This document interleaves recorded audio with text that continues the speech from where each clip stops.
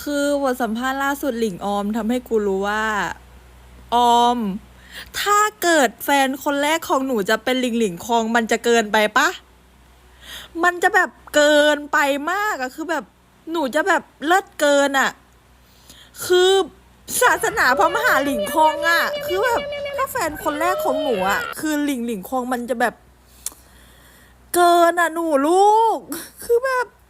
กูบอกเลยนะพจนานุกรมไทยคำว่ากรณพัฒน์แปลว่าอะไรไม่รู้ แต่พจนานุกรมเกษศาสตร์กรณพัฒน์แปลว่าผู้ชนะ10 ทิศค่ะ หนู ผู้ที่ชนะเกษาทั้งปวงทั้งประเทศ ผู้ที่อยู่เหนือกฎชนีทั้งปวง หนูจะเป็นคนที่น่าอิจฉาเกินไปแล้วลูก และที่สำคัญคืออะไร